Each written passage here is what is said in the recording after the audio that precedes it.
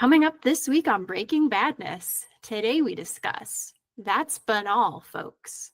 Basta's internal chats have been exposed, revealing their operations and gripes are not unlike yours and mine. We'll talk a little bit about who the group is, how these chats got leaked, and what the future looks like for them. Next up, Salt Typhoon in the Wound. We're discussing research by the Cisco Talos team on the activities of Salt Typhoon, a highly advanced threat group notorious for targeting several major U.S. telecommunications companies. And of course, our fun game, Gold and Guidances, and we'll share a fun update about that a little bit later on. Stay tuned. Welcome to Breaking Badness, episode number 202, recorded on February 24th, 2025. I'm your co-host, Callie, but all I have to give, Fensel. With me is co-host Tim, feeling salty helming. And last but not least, Taylor, irresponsible disclosure Wilkes Pierce. Welcome, everybody. Hello. Hello, gang. Feeling salty, Tim? Where do I begin? But we'll keep things positive. We will keep things positive for sure. And Taylor, love your name as well. Irresponsible disclosure. Only on behalf of the adversary. That's what we're looking for. Of course. How's everybody been doing? We've been off for the three of us haven't met. When this airs, we will have not met for a little bit. Yeah, I was out, fully out, recharging off the grid. It was great. Excellent. Unlike you, Tim, I haven't left the Domain Tools liminal space since we last time off. Can't get out. If you have to be in some corporate liminal space, you could do a lot worse. For sure. Agreed. Now that Tim is refreshed and Taylor, maybe you'll get a reprisal soon. But we'll talk about some InfoSec stuff. I think that's what the folks came here for. The first thing that we want to talk about is what Basta's been up to. So some chats of theirs have been leaked where really what they're revealing is they talk about the boss, stale coffee, struggles with compensation. Ransomware actors, they're not unlike you and me. We're talking about some of their leaked internal chats and who they are, what they're up to, where we go from here. Taylor, just to catch us up for people who might not know, who is Basta? That's a great question. Who are they? We now know more than we ever wanted to know about them, ever needed to know about them. Basta was the name initially for a ransomware variant that popped up in April of 2022. And then it was tied more specifically to this group of actors and they professionalizing and mechanizing their ransomware gang, hundreds and hundreds of intrusions and deployments of ransomware in the preceding couple of years from April 22 on, hitting hospitals, hitting kind of anything that moves. And then more recently, and what maybe started getting them into trouble internally, was hitting banks in their kind of thought to be home area of Russia. Okay. And we've talked about Pasta. Yeah. Squid ink. Wrong things. It's Squid ink.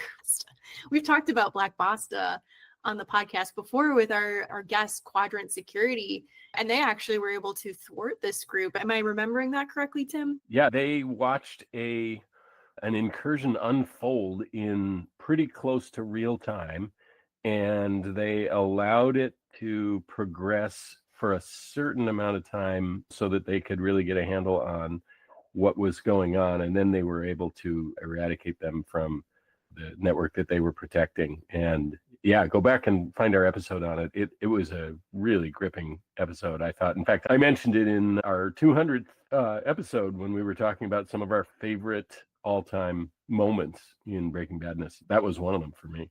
We didn't think it would be coming up again so quickly. Yeah, that's right.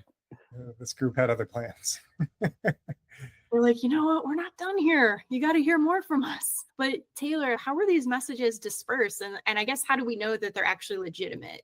Great question. I guess we don't know for sure that they're legitimate. I suppose you got to take these things with a grain of salt. I think it'd be a lot of work to go through and fake it all. So we'll have to take it from the source. But recently, the leader of that group, I think they call him Trump or Tramp, or I don't know. I've seen it a couple of different ways. I think you're right. It's Trump.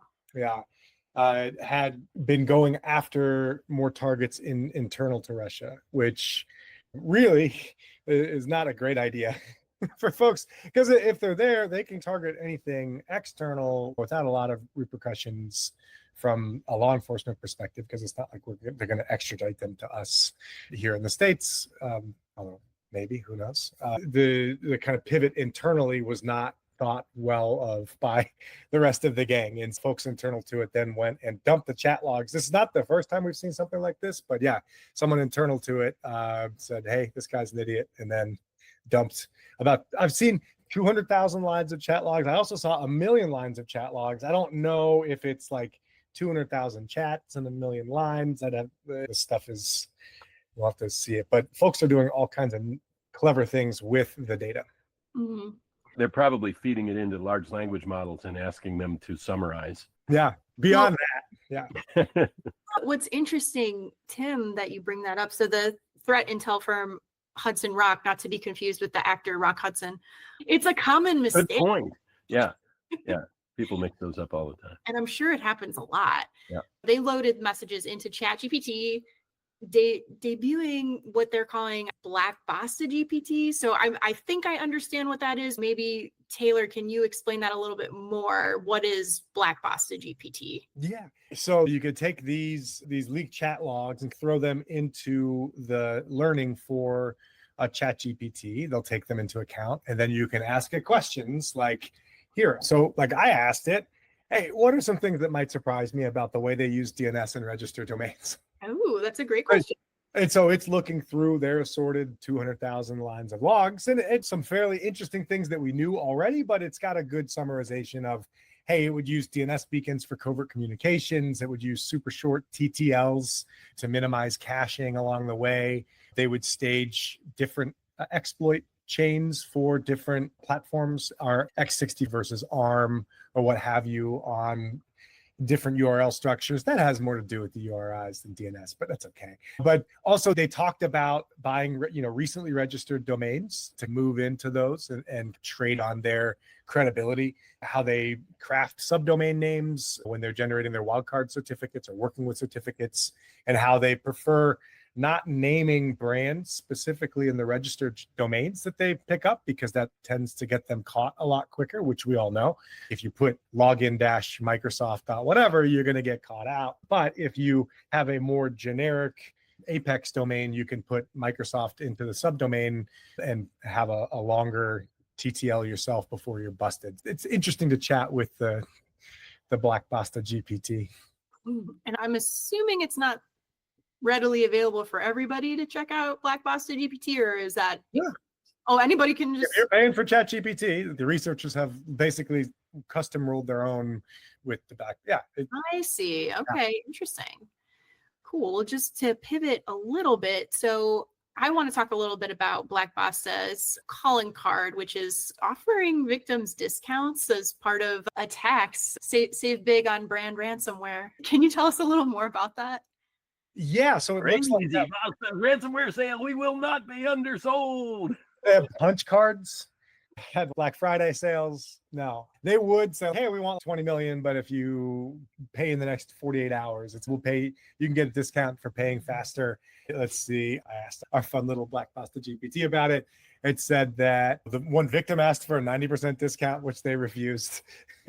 So deep discount. Like, the actual success maybe varied greatly here. Well, I don't know. It's like a going out of business sale. Do we think Black Basta is going out of business?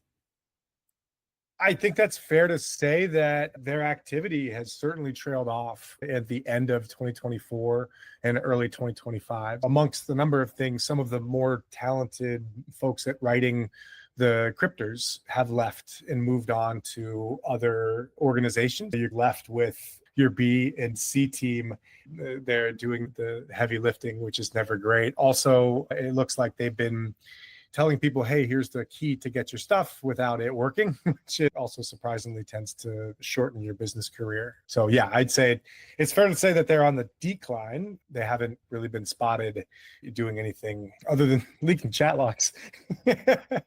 There was a report back in October of 24 from Rapid7 about some of their spear phishing tactics from the actual getting ransoms from folks that has trailed off. Okay. And have there been other ransomware groups that had leaks like this one? Oh, the one that kind of immediately comes to mind is who preceded Black Basta Conti was a ransomware group that had a very similar falling out. Their falling out was over their leader's support for the Russian invasion of Ukraine.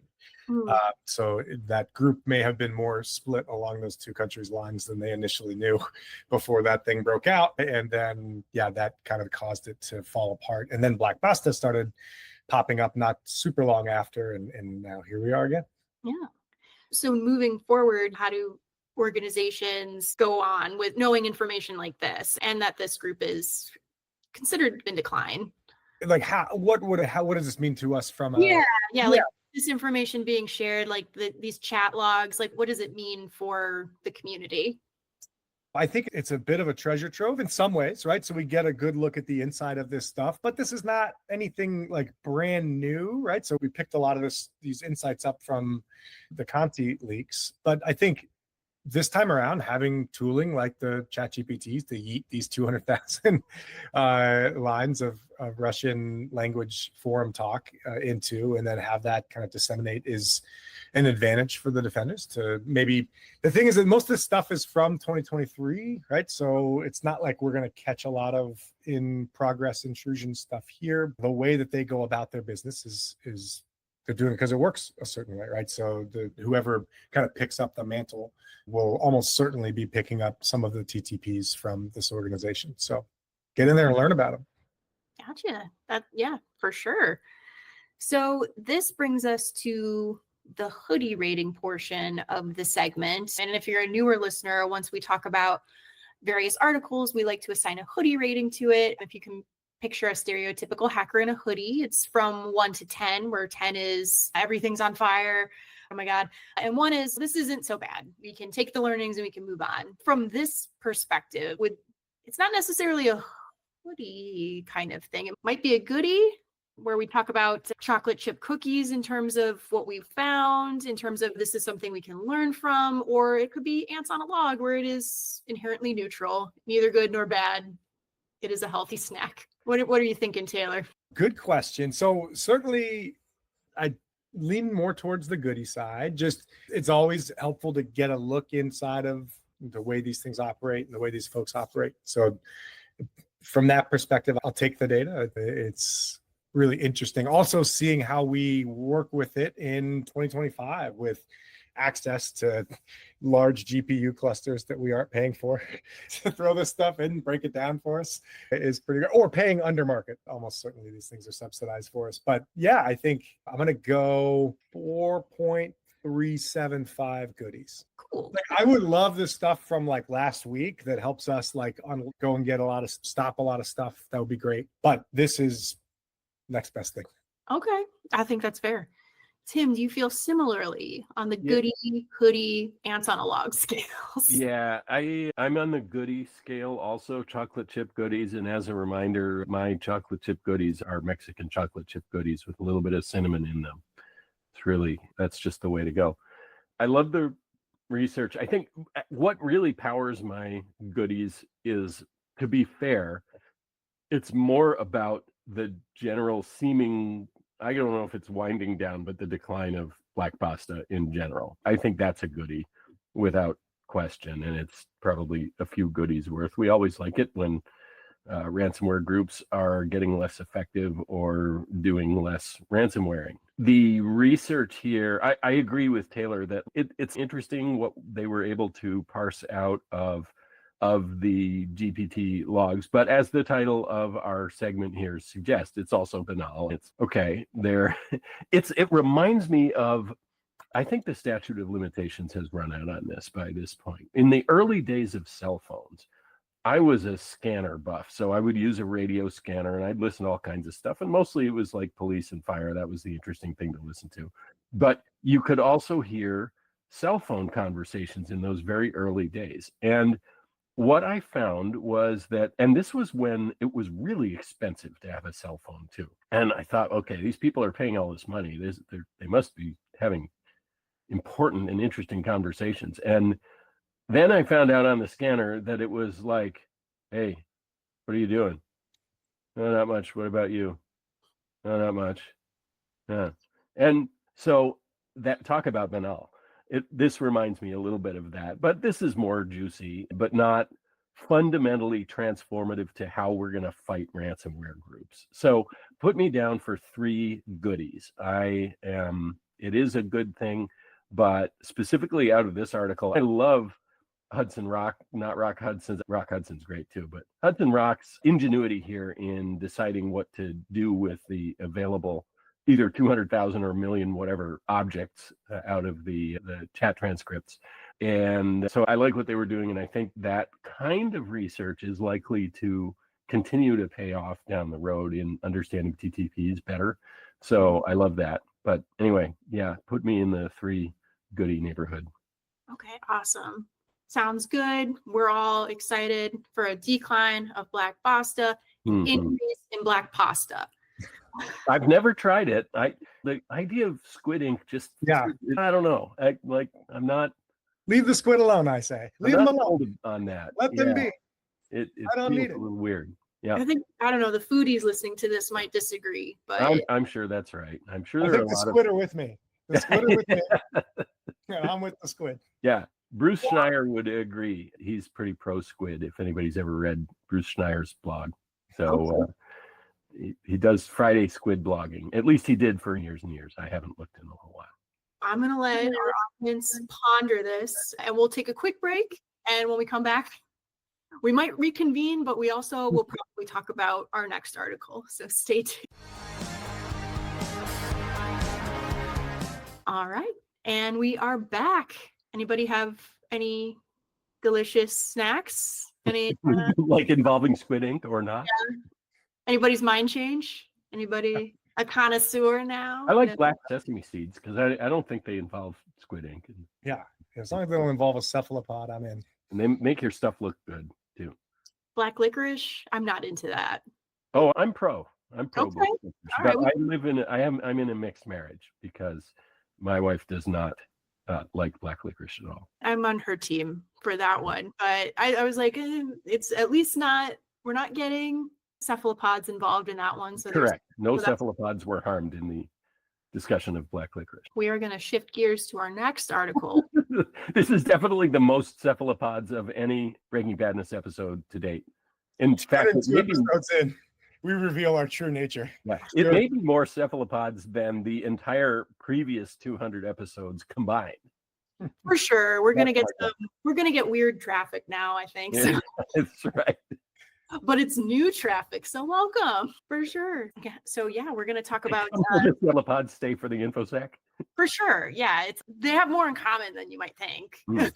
Yeah. But we will talk about throwing some salt typhoon in the wound, which is a pun that I'm very proud of. I think you should be. I should be, yeah. But we're talking about research from the Cisco Talos team. We always love to talk about what that group is doing. They always do really excellent work. So we're covering the movements on the group known as Salt Typhoon. And they are a highly sophisticated threat group, and they are known for carrying out attacks against several major U.S. telecom companies. Tim, I know we've talked about Salt Typhoon on the pod before, but can you give a refresher to the audience?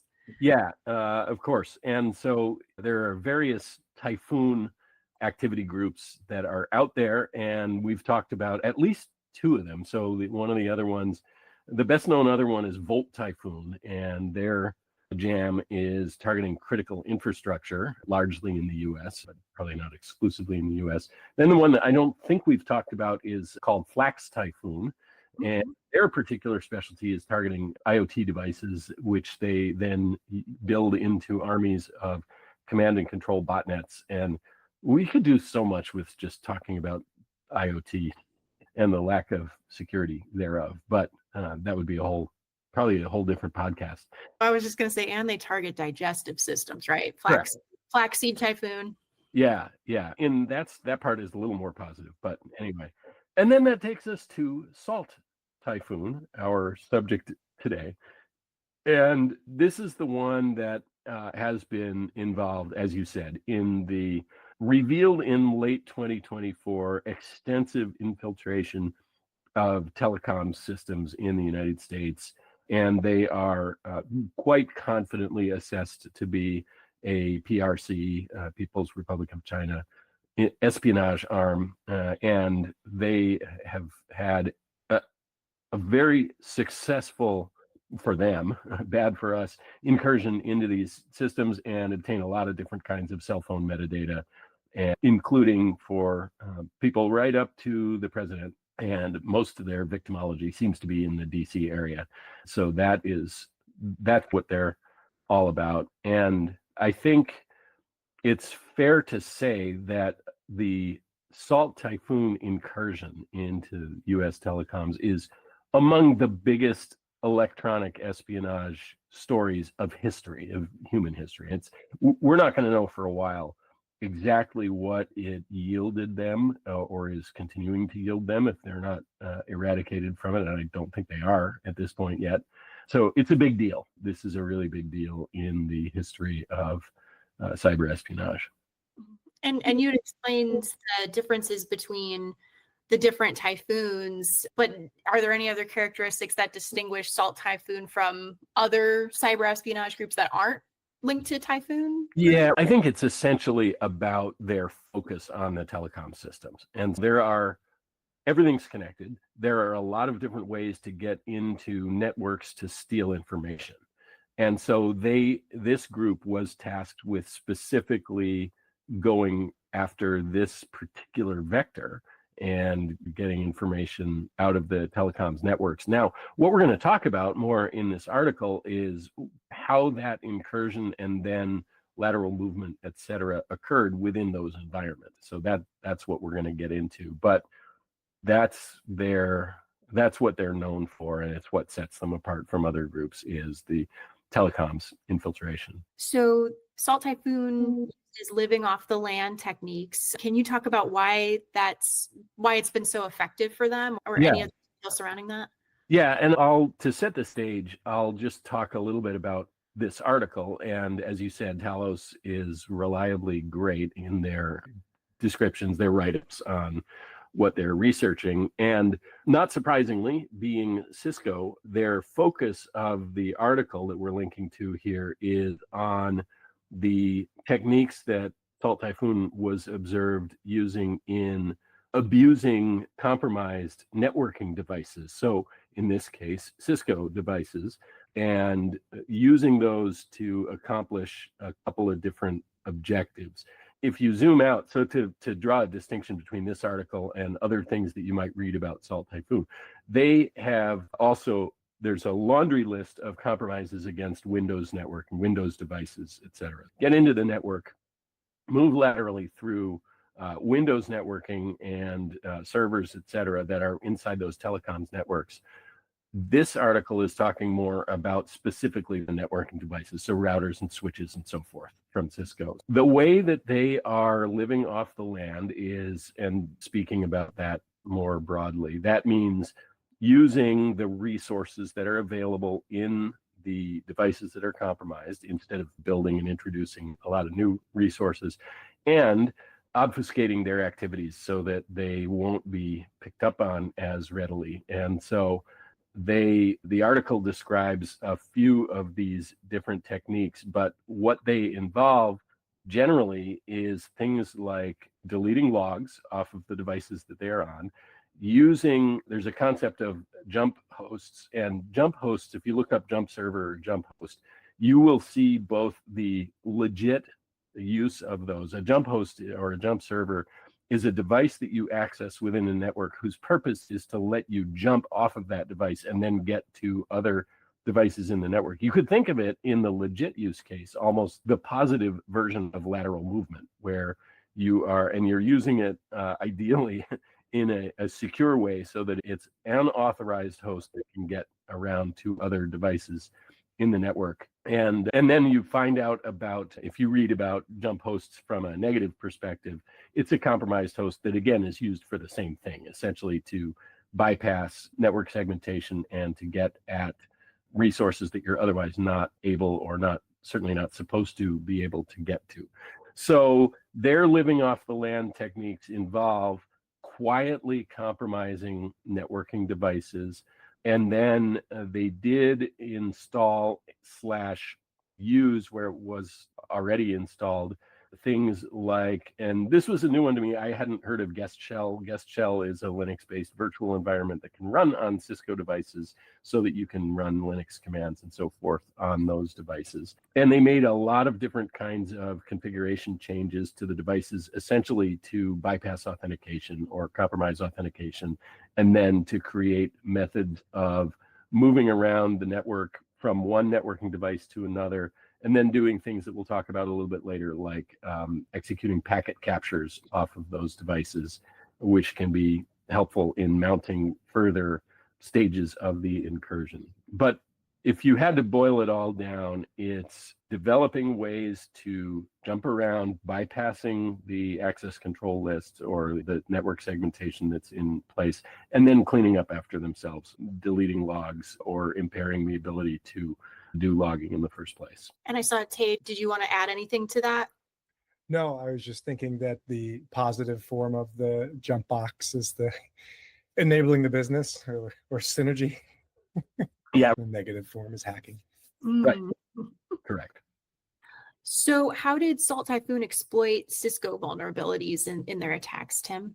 Yeah, so there are three vulnerabilities that Cisco mentioned in the article. And two of those, they said they have not yet actually observed in the wild being exploited. There was one that was probably abused in what they have seen so far. And so we can talk about that one, specifically CVE 2018-0171. But the idea behind all of when we think about these exploitations, and actually a lot of what this article covers in general is initial incursion. How did they get into the network initially and then start moving around in there? Because remember, these networking devices themselves are useful up to a point, but they want to be able to compromise Windows devices, other kinds of servers in the environment. Again, that part's a little beyond the scope of the article that we're talking about here. But that CVE 2018-0171 involved a flaw in a quick install application that is on some Cisco devices. And as you might imagine, what it allows is for you to be able to essentially ship off a device, have it plug in and come up on a network and configure itself, and then be part of that network without an administrator having to manually configure the device. Very handy, very convenient. And if there's any potential flaw in it, which in this case there was, which has been patched, by the way, then it means a malicious actor could abuse that in order to execute arbitrary code on the device in question. They could also DOS it and things like that, but arbitrary code execution, I think it's safe to say, is what they were doing in their exploitation of that CVE. So it was an initial incursion vector, how they got onto some of these networking devices to begin with, to then start the process of moving more broadly in the network. Would you say that's the only method they used to? So they, like with so many stories about compromises and incursions and so forth, it looks like the majority of the incursions into the networking devices were things like, guess what, weak passwords that could be easily brute forced, or something we've talked about many times on the podcast, administrative interfaces that are exposed to the open internet, which can also be abused. If you combine that, a management interface that's on a routable IP with a weak password, you are just begging for your network to be compromised. And so it looks like stolen or guessed GUSED credentials are the main way that they've been getting on board these Cisco devices. What about some of the custom tools they use? So Cisco Talos mentions jumbled path. What are the functionalities of that? Yeah, jumbled path is an interesting one. And that actually, without using the name jumbled path, I described what it was essentially for. But the end objective of this tool was to be able to pull a packet capture off a device that they're targeting. Packet captures can be really useful because you can reassemble the packet streams, and there are cool tools like Wireshark is the most famous one probably, that can interpret, reassemble and then interpret the different data streams that came out of that packet capture to read data that's traversing the network wire. So the objective is to get a packet capture. And if you want to do that, assuming the packet capture isn't off of the device that you're currently sitting on with your command shell, then what you've got to do is get to the device that you do want to packet capture, initiate the capture, and then get the capture data back to the device that you're sitting on so that you can exfiltrate it and do whatever you plan to do with it. So in order to do that, they developed this tool that allows you to make SSH connections across different devices in the environment. And then it does the things that I was talking about before, clearing off logging or impairing the ability to run logging. So covering its tracks in essence. And that is what this particular piece of malware was designed to do. Okay. And then finally, how can organizations better prepare and respond to sophisticated cyber espionage threats like this? Yeah, some of it is in some of the things that I mentioned a moment ago. Don't expose management interfaces of networking devices and security devices on the net at all if you can possibly help it. If you have to do that because somebody has to be able to administer those devices from the internet at large, then you've got to lock them down. First of all, making sure there are no known vulnerabilities in those management interfaces themselves, and then using strong passwords, multi-factor authentication, things like that, ideally an access control list so that you don't allow connections from just anywhere on the internet, but only from specific allowed IP addresses.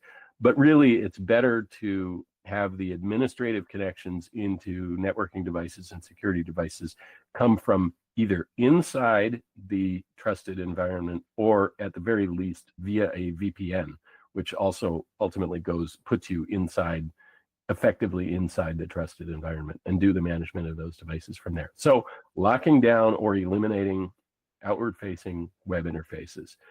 The same goes for heaven forbid, telnet, which is unencrypted. Don't turn that on at all. Or make sure it's turned off proactively, where in some devices it may still be enabled by default, hopefully not. But likewise, even SSH interfaces that are exposed on the live internet, that still is problematic or undesirable, although sometimes a necessary evil. Anyway, lock down all of those.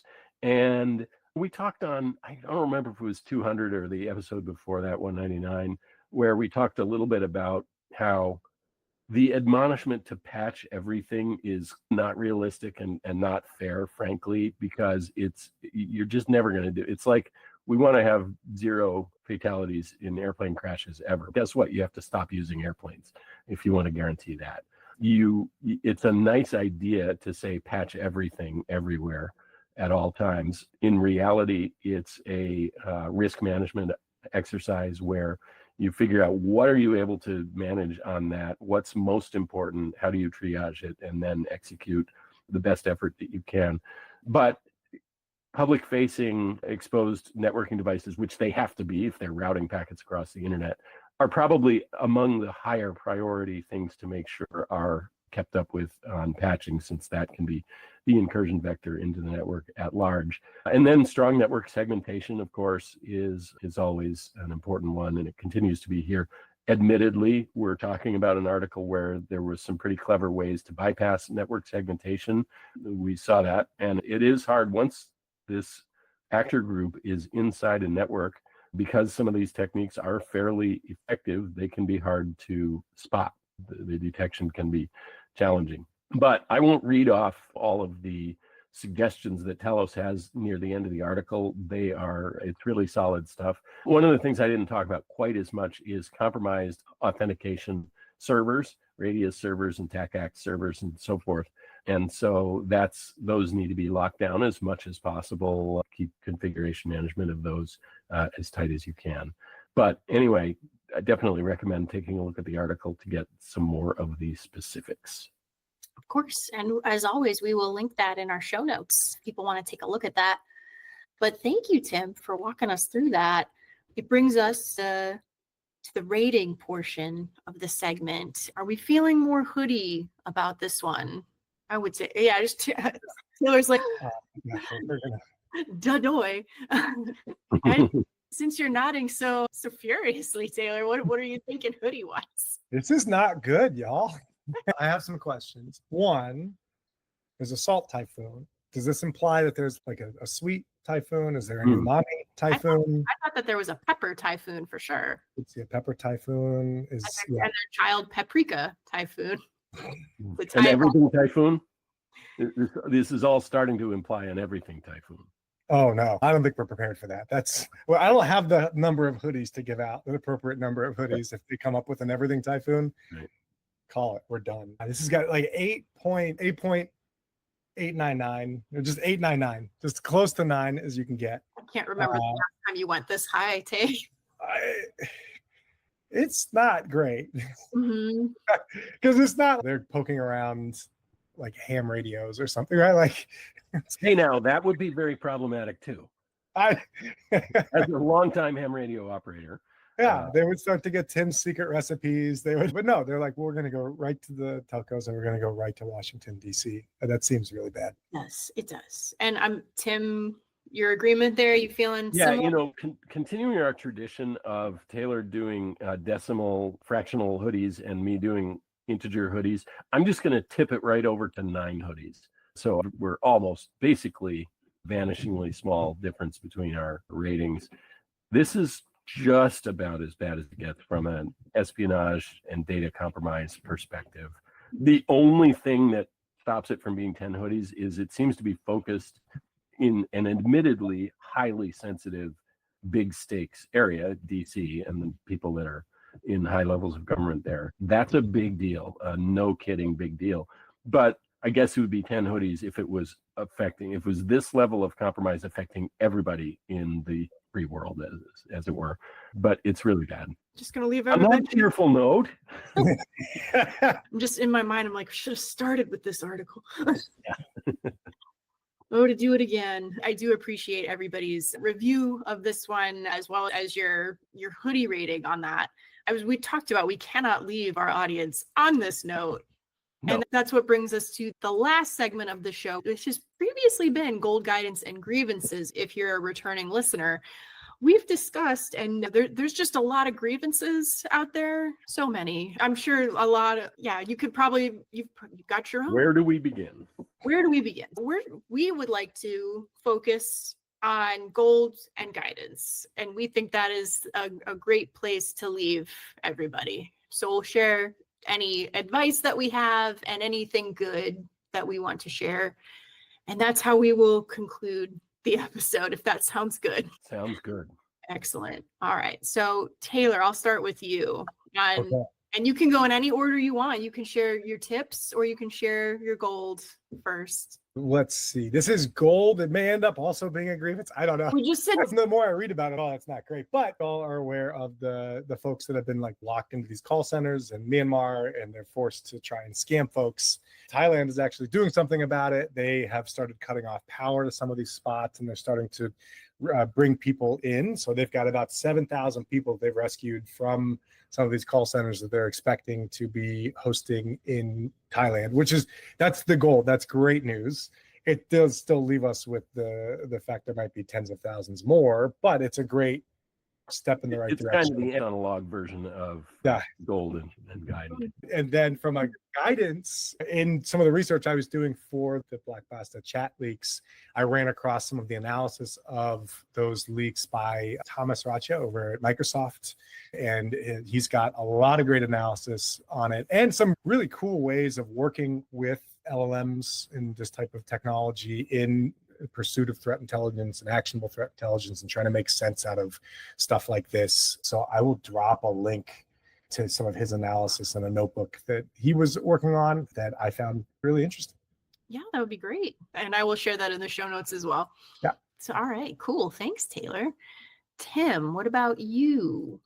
All right. So my guidance is, it is closely related to a potential grievance, but the guidance is to, if you are in the Apple ecosystem, to consider reevaluating how you go about your data protection in light of especially true here in the UK right now, But if you didn't see the story, Apple decided to remove the advanced data protection end-to-end encryption feature in iCloud for its customers in the UK because of the ongoing demands by the UK government to have, all the thumbs downs to have a backdoor into the Apple ecosystem. So they said, okay, fine, the backdoor is not possible. We're not doing it. So we're just going to turn off this encryption feature. So give that some thought. My guess is I'm probably not going too far out on a limb here to say this is going to spread beyond just the UK where this has happened. So think about that and how you want to go about protecting data that you're putting into that cloud. On a happier note, with gold, a lot of us, I think, have resorted to going to the Onion to feel a little better and maybe have a smile or a laugh during the day. Although these days it's getting increasingly hard, of course, as we all talk about, to tell which headlines are Onion headlines and which ones are real. That's depressing. I'm going to say add to your bookmarks list, your favorites list, McSweeney's.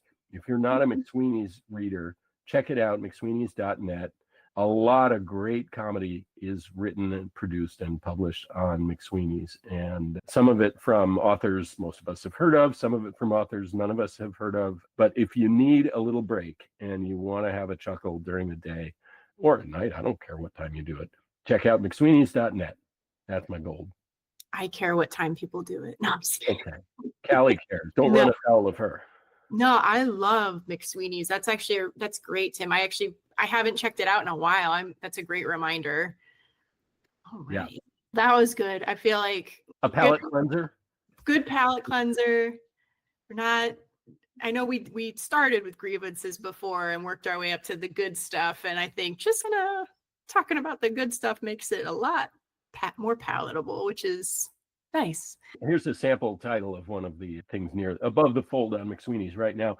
2-sentence headlines are everywhere. Here's why you should be concerned. I like that. Perfect.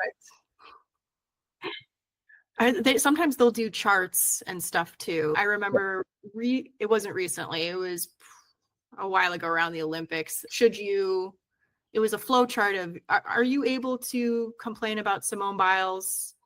No. And as you can imagine, it was pretty hilarious. On your experience, I'm doing a terrible job describing a flow chart. You just have to check it out because I promise it was so funny. All right. This has been a fantastic episode. It's always great chatting with you guys, Tim and Tay. Thanks for being here. Thank you to our listeners, of course. You guys are the reason why we do this week after week. And speaking of week after week, come back next week for another all-new episode of Breaking Badness. We will be here, and we hope you will be too. So thank you, everybody. Bye-bye. That's about all we have for this week. You can find us on Twitter @DomainTools. All of the articles mentioned today will be included in our blog post, which can be found at blog.domaintools.com. Catch us every Wednesday at 9 a.m. Pacific Time when we publish our podcast and blog. That's it for this week. We'll see you again next week on another episode of Breaking Badness. Until then, remember, don't drink and click.